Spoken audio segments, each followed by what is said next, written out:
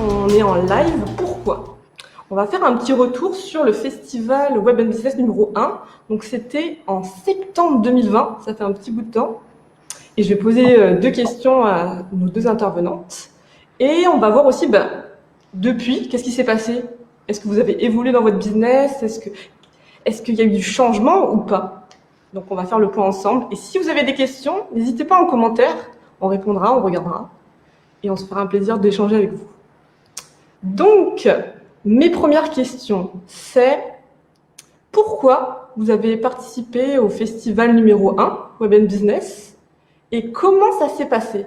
Comment vous l'avez vécu, votre intervention? C'était assez intéressant de pouvoir échanger avec d'autres personnes et de pouvoir partager aussi des conseils, des astuces sur comment mieux utiliser les réseaux sociaux. Pour le coup, c'était la première fois que je participais à un festival en ligne, donc j'ai trouvé ça chouette de pouvoir échanger avec d'autres personnes, de pouvoir autant échanger avec les autres intervenants que de pouvoir échanger avec les participants. Donc, c'était une belle expérience. Je crois que ça faisait peut-être 2-3 mois que j'avais lancé mon entreprise Authentique Communication. Donc, c'était assez chouette de pouvoir rencontrer d'autres personnes du monde de l'entrepreneuriat parce que c'est vrai que quand on se lance et qu'on n'a pas forcément beaucoup d'entrepreneurs autour de soi, c'est pas toujours évident de pouvoir échanger sur des problématiques communes. Donc, c'était une belle expérience, en tout cas, pour un début de lancement d'entreprise. Moi, j'ai dit OK parce que c'était toi qui m'as proposé déjà et puis que je trouvais ça cool de faire un truc effectivement à plusieurs entrepreneurs. Donc, ça faisait longtemps que j'avais pas participé à des événements comme ça ou à des interviews. Voilà, donc j'étais curieuse de pouvoir participer à une dynamique collective.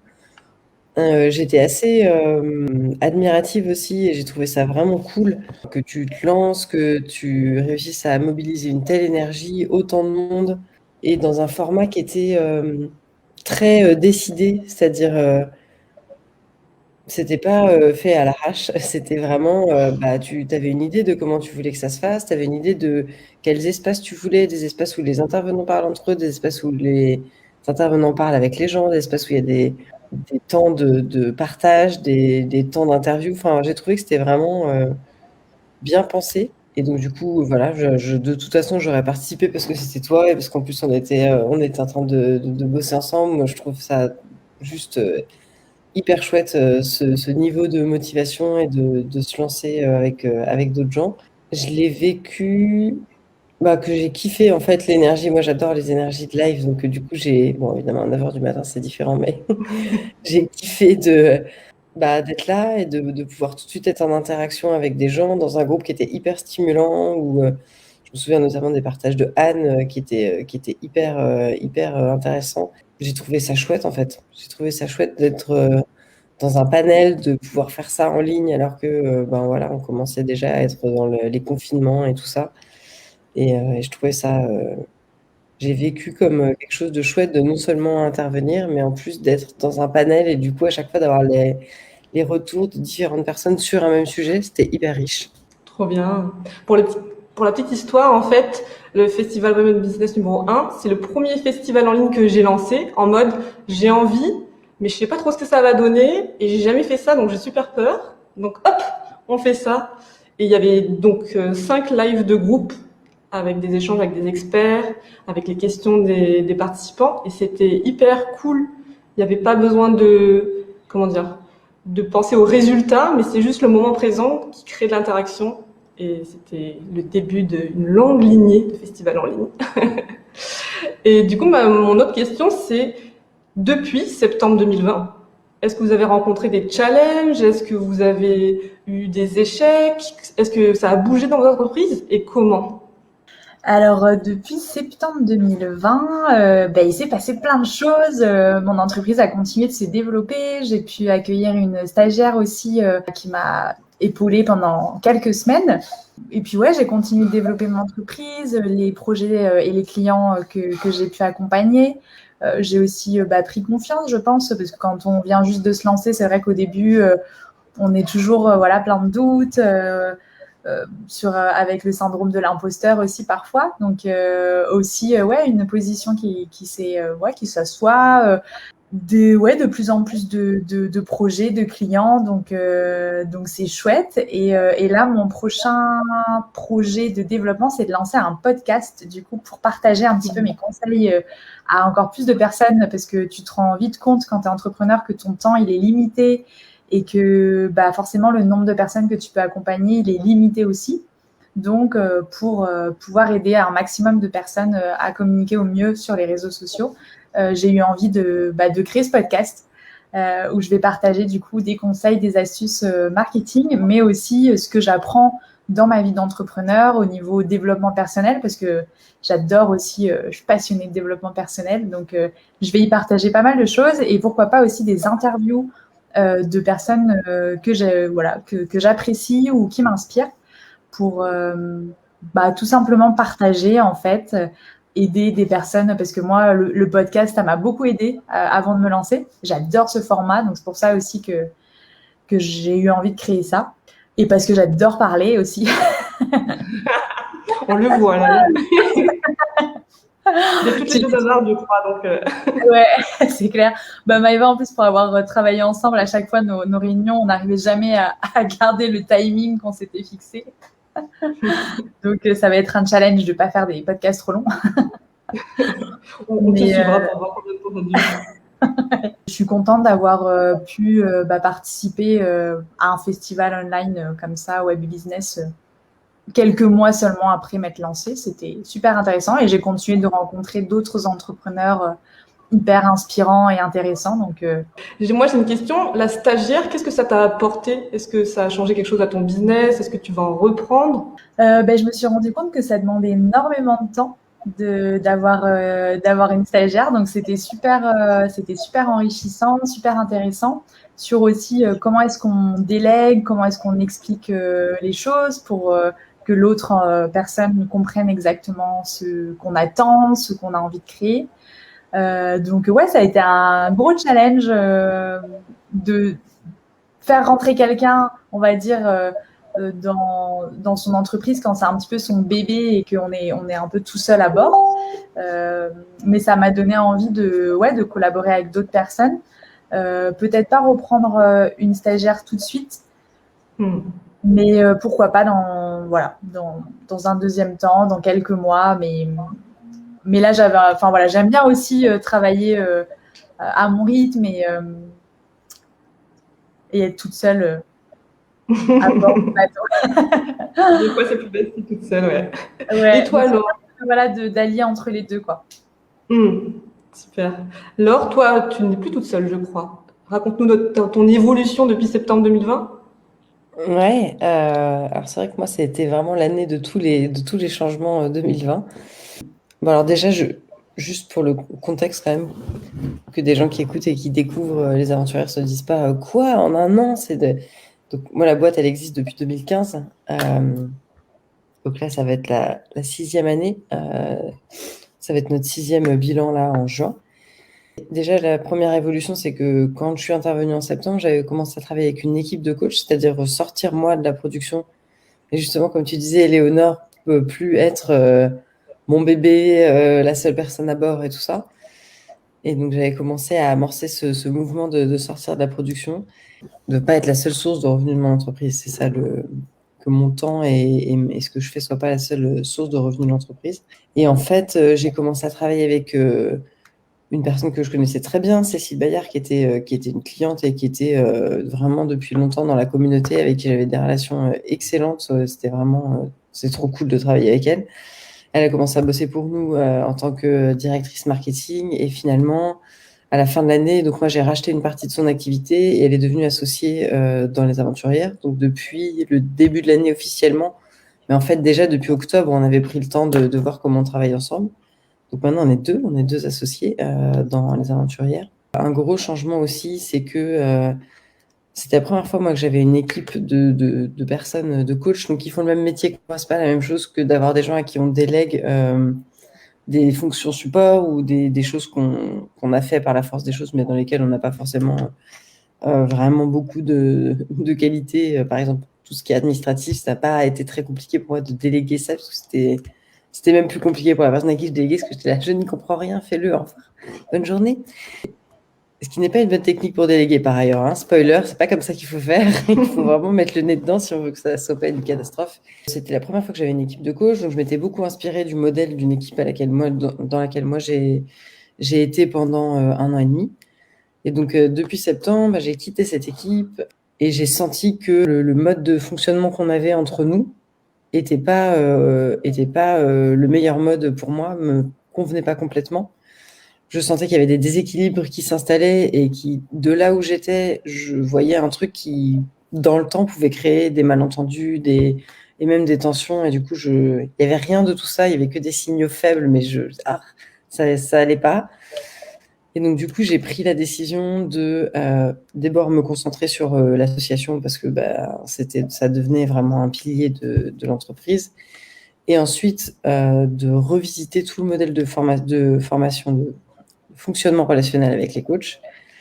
Et ça a pris beaucoup plus de temps que ce que je pensais, en fait. Donc, ça a été un challenge, pas tant parce que les relations sont excellentes. Donc, c'était très chouette de sentir que voilà, tout le monde était hyper ouvert à la discussion et hyper OK pour ce fonctionnement. Mais moi, ça a été un challenge de dire, ça marche pas trop comment on fonctionne. Je peux pas exactement vous dire pourquoi, juste je sens qu'il y a quelque chose qui va pas et j'ai besoin de temps pour revisiter ça.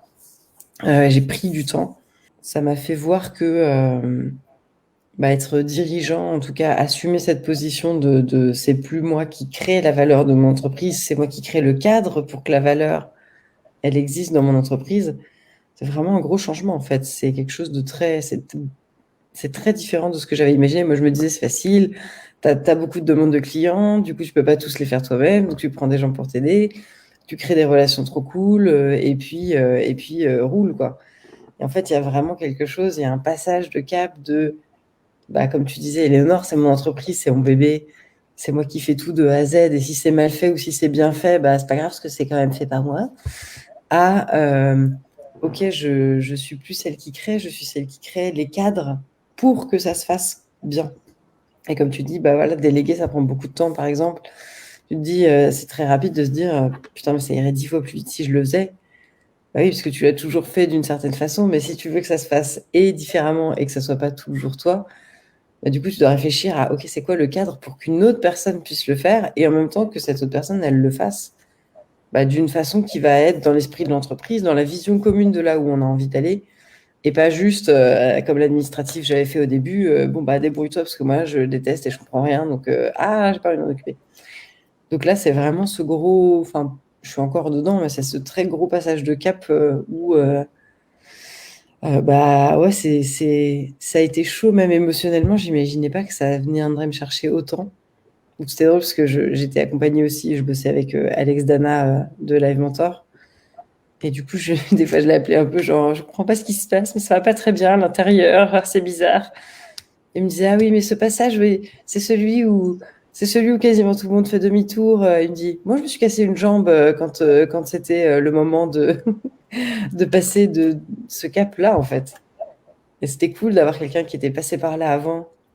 C'est pour ça que je rentre un peu dans le détail, parce que si jamais quelqu'un regarde ça et on est là, c'est normal que ça vienne challenger très fort et que ça donne des envies de faire demi-tour. En tout cas, ça vient vraiment chercher sur waouh, est-ce que c'est vraiment ce que je veux? Et c'est pas anodin de passer de la personne qui crée la valeur à la personne qui crée le cadre pour que la valeur se crée. C'est vraiment trop chouette. Enfin, moi, je suis trop excitée de faire ça. Je sais pas si ça va marcher. C'est vraiment comme un nouveau départ, quoi. Mais c'était ça les gros chantiers de fin 2020 et début 2021. Gros écho, parce que du coup, moi, j'ai créé Newsphere. À la base, c'était une plateforme de programme bien-être en ligne où je cherchais des experts, des spécialistes bien-être pour co-créer des programmes en ligne. Et j'ai fait beaucoup de forcing, en fait, et on n'a jamais pu créer d'équipe. Il n'y avait pas de cohésion d'équipe, il n'y avait pas d'envie générale. Et j'ai bourriné pour me rendre compte qu'en fait, je préférais faire ça seule. Donc, du coup, Newsphere, ce n'est plus du bien-être, c'est des festivals en ligne. Mais que j'ai abandonné le bébé, ou du moins l'idée d'avoir une équipe, parce que pour l'instant, c'était pas ce qui était partagé. et c'est pas ce qui me faisait kiffer en ce moment présent. Donc ouais, je vois bien le gap entre ouais, j'ai envie de créer une équipe de fous, qu'il y ait une cohésion, que je me sente portée, et qu'en fait la réalité, c'est pas vraiment ça. Et moi j'ai pris la décision de laisser tomber et de passer à autre chose et de faire seul. Mais gros écho. Bah déjà, c'est intéressant quand tu dis une équipe pour me sentir portée. C'est une équipe, enfin c'est d'office une créature en fait. Dès qu'on met des gens en groupe ensemble, c'est pas une famille. Une famille, c'est un modèle qu'on connaît de système, ou un groupe de potes, c'est un modèle qu'on connaît de système. Le système, il a une vie propre. Il peut exclure des membres, il peut inclure des membres. Et donc, dès qu'il y a un groupe de personnes, en fait, ça va tout de suite, ce qui existe, c'est une entité qui est l'équipe ou le groupe de personnes que tu as rassemblé. Il y a des dynamiques qui se mettent en place entre eux, qui dépassent l'individu, en fait. Et c'est vraiment important d'avoir ça en tête. C'est pas juste, moi, quand je vais coacher des équipes, par exemple, comme je suis coach, je suis la personne extérieure et je viens ralentir, faire sortir des automatismes. Donc, il y a vraiment une histoire de posture. Sinon, le groupe peut se retourner contre moi et choisir de m'exclure. Je suis la personne la plus facile à exclure puisque je suis la personne extérieure qui vient en plus mettre le doigt là où ça fait mal. Donc, un groupe a vraiment une entité en tant que telle. Quelqu'un va commencer. C'est pour ça que moi, j'ai senti des signaux faibles en fin d'année. J'ai senti chez moi, mais j'ai senti aussi dans le groupe des légères remontées d'insatisfaction. On pourrait faire ça, ça serait quand même mieux. J'ai senti moi aussi, j'ai un peu honte parfois de dire ça, mais j'ai envie de le partager parce que c'est vrai. Des moments où je pouvais avoir de la rancœur, genre, mais putain, mais genre, ils ne comprennent pas ce que c'est que d'avoir une entreprise, c'est super, genre, mon rôle, il est chaud et je ne peux pas faire mieux que ce que je fais. Et je me disais pas, heureusement, parce que du coup, j'ai eu de l'expérience, j'aurais fait ça il y a quelques années, j'aurais vraiment foiré. Et puis voilà, j'aurais appris de ça. Mais là, je me disais pas, ah, j'ai de la rancœur parce que les autres font de la merde. Je me disais, j'ai de la rancœur, c'est le signe qu'il y a quelque chose qui est en train de bouiner dans le système, en fait. Parce que c'est pas, les gens sont pas là pour me faire chier. Moi, je suis pas là pour les faire chier. Si je suis en train de sentir même un tout petit peu, putain, mais pourquoi on me remonte de l'insatisfaction maintenant alors que moi, je suis en train de tenir 4 cordes en même temps? Bah, c'est qu'il y a quelque chose dans le cadre qui fait que ça va pas, en fait, qui fait que cette insatisfaction, elle est là, ou que moi, j'ai laissé la porte ouverte à cette insatisfaction parce que peut-être j'ai pas été assez claire sur certains trucs, parce que peut-être que y a des endroits où le cadre, il nous correspond pas. Enfin bref, c'est vraiment un moment où être accompagné, moi, depuis toute façon, mon business a vraiment changé quand j'ai été accompagnée, donc je peux pas dire autre chose que être accompagnée. Mais là, c'était un moment clé d'avoir plusieurs personnes qui m'accompagnaient sur différents points de vue. Parce que bah ouais, une équipe te porte pas, en fait. Une équipe, toi, tu es là en tant que dirigeant ou en tant que leader de l'équipe pour créer un cadre, non seulement où on va dans la même direction, et en plus où chacun peut amener sa richesse. Et quand les gens sont indépendants, ce qui est le cas dans mon équipe de coach, ce qui était le cas aussi pour toi dans tes programmes,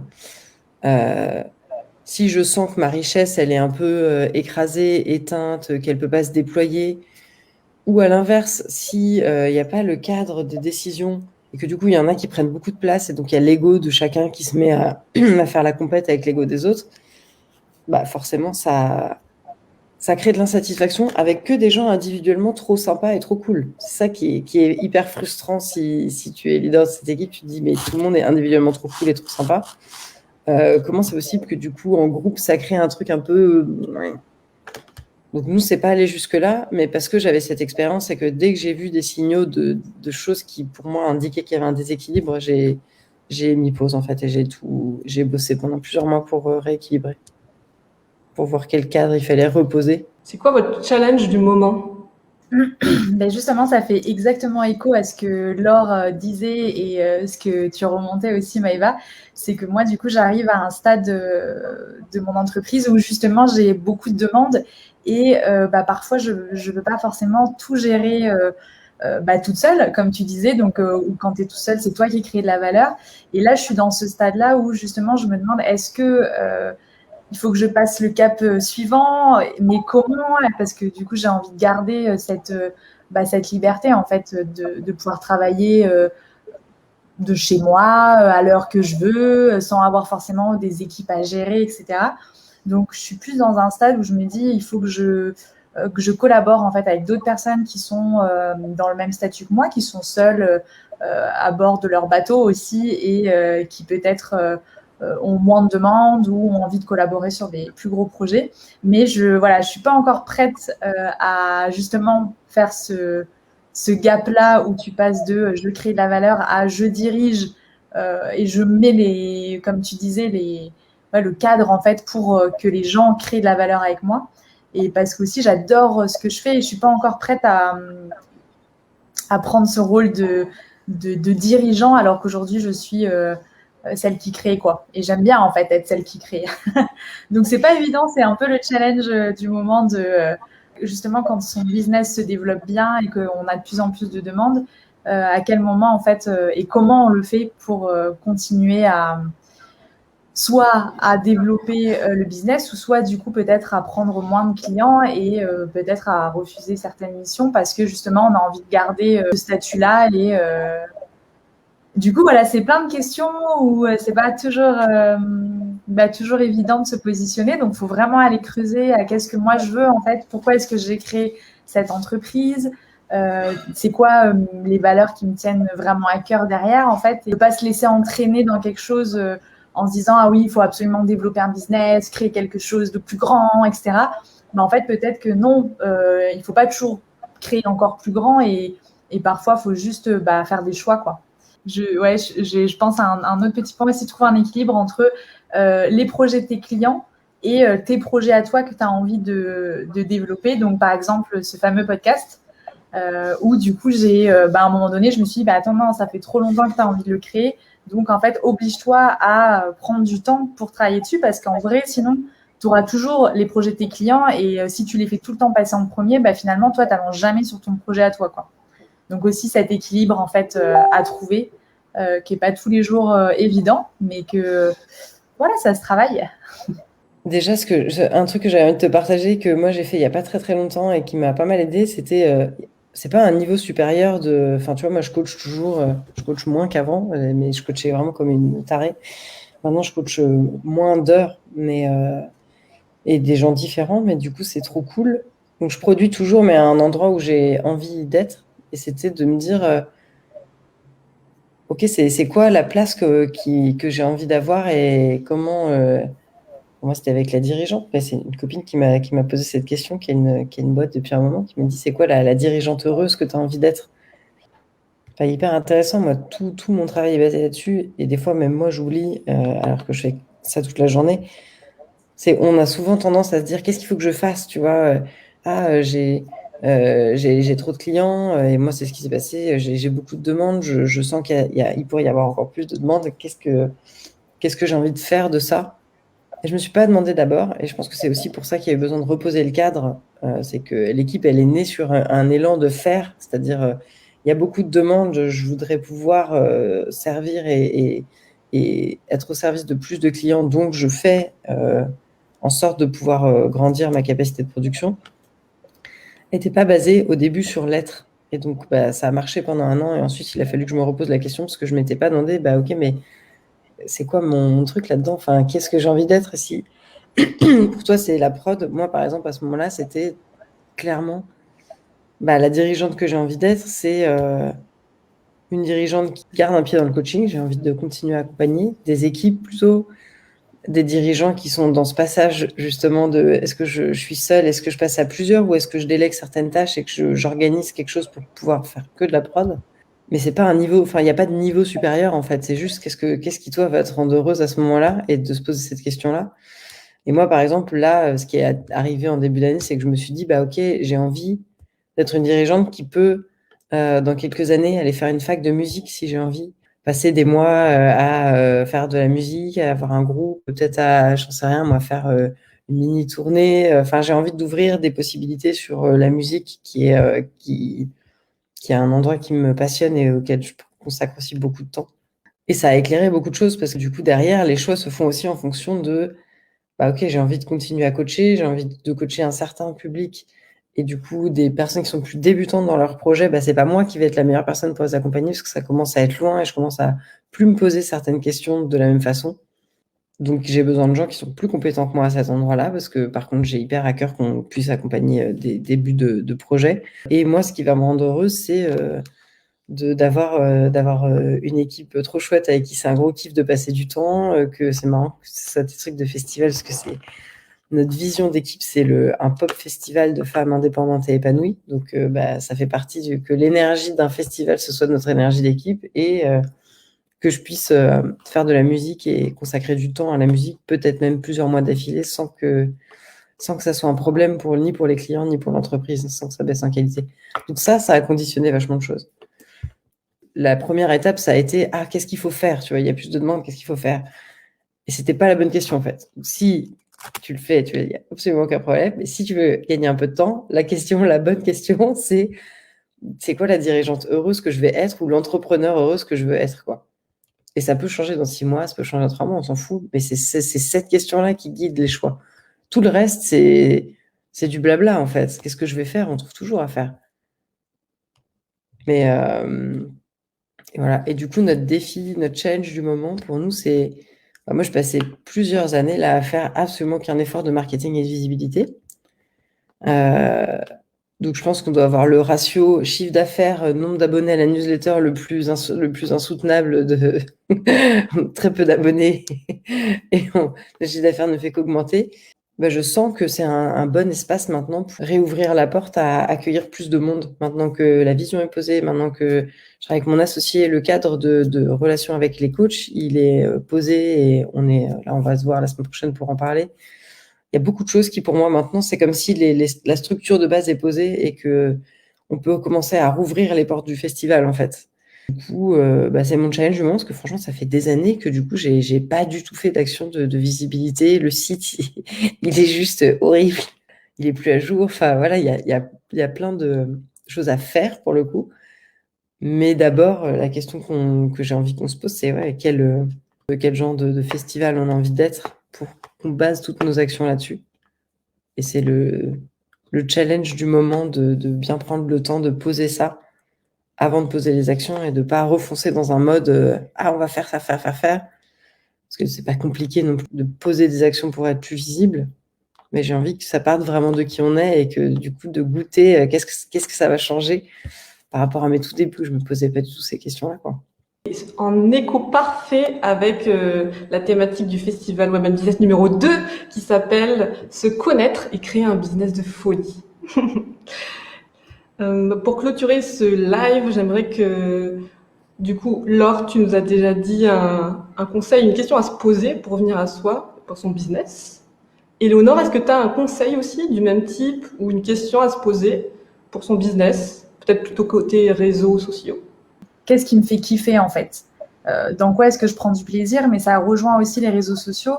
C'est quand on communique. Si par exemple on n'est pas du tout à l'aise sur la vidéo, faut pas se forcer à faire des vidéos YouTube. Ou si on n'aime pas Instagram, faut pas se forcer à être sur Instagram parce qu'on se dit que tout le monde est sur Instagram.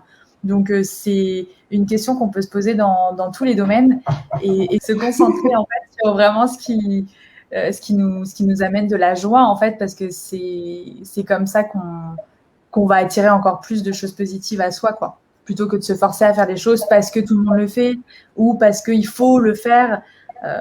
Et en vrai, non, quoi. Il n'y a rien qu'on est obligé de faire. Et au contraire, il faut toujours, comme tu disais, revenir à soi et se demander, moi, qu'est-ce qui me fait kiffer, en fait, dans ma communication ou dans mon business ou même dans sa vie personnelle aussi. Mais c'est vrai que théoriquement, on le sait, mais on se fait influencer par les autres, par tout ce qu'on voit sur les réseaux sociaux. Et il y a plein de tu dois faire ça, il ne faut pas. Et c'est facile de dévier, en fait, de soi. Il y a un truc que je suis en train de réapprendre dans la musique et que du coup, qui m'habite beaucoup en ce moment.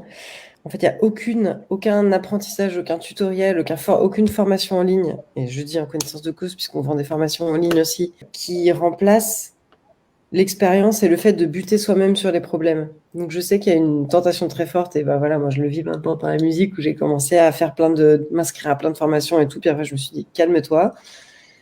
Ce qui marche, c'est d'avancer sur son chemin, de rencontrer un problème, genre je veux lancer sur Instagram, ah merde, il y a un truc que j'arrive pas à faire, mais vraiment que j'arrive concrètement pas à faire, et d'aller chercher l'info à l'endroit où elle est pertinente pour soi.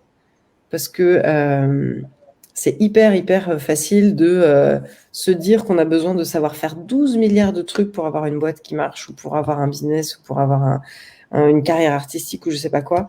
Et en fait, c'est des conneries. Ceux qui vont le plus loin et avec le plus d'endurance, c'est les personnes qui, de façon répétée, et voilà, quel que soit le stade du business, rencontrent les problèmes et à ce moment-là se disent ah ok, en fait je suis à nouveau, moi je me sens à nouveau très débutante là où j'en suis. Et c'est maintenant que j'ai besoin de ces infos. Si j'avais lu 20 bouquins sur comment être un dirigeant parfait l'année dernière, ça m'aurait servi à rien. Toujours aujourd'hui, ça me servirait à rien. C'est les problèmes que moi je rencontre que j'ai besoin de résoudre. Et du coup, c'est vraiment ça, c'est de pas hésiter à sauter dans l'expérience. Si dans une journée, vous passez la moitié de la journée à faire de la formation et le reste de la journée à faire des réseaux sociaux, c'est une journée où vous n'avez rien fait. Rien du tout, en fait. Si vous n'avez pas rencontré un nouveau problème ou si vous n'avez pas, dans cette journée-là, vous n'êtes pas retrouvé dans un endroit où vous êtes un peu incompétent en mode « Ah, putain, c'est un peu risqué de faire ça parce que je ne suis pas très bien sûr de ce que ça va donner », ça, c'est une journée où on a avancé, en fait. Et c'est juste qu'il faut renverser vachement son cerveau, parce que quand on a été à l'école ou dans le salariat, si c'est notre cas, on a appris à fonctionner en étant tout le temps dans notre zone de compétence. C'était pas très bien vu de pas être dans sa zone de compétence ou de dire je sais pas, j'ai rien compris, c'est pas comme ça que j'ai envie de faire. D'entrepreneuriat, c'est l'inverse en fait. Une journée où on a rencontré un problème qu'on sait pas résoudre, c'est une journée où on a énormément avancé. Et vraiment, je pèse mes mots. Moi, ça change beaucoup de choses depuis que je me suis changé de mindset là-dessus et que je me dis, ok, les journées où je rencontre des problèmes que je ne sais pas résoudre, ce qui est le cas franchement maintenant quasiment tout le temps. Bien sûr qu'il y a des jours où j'ai la tête à l'envers et je me dis ah putain, je suis nulle, c'est horrible.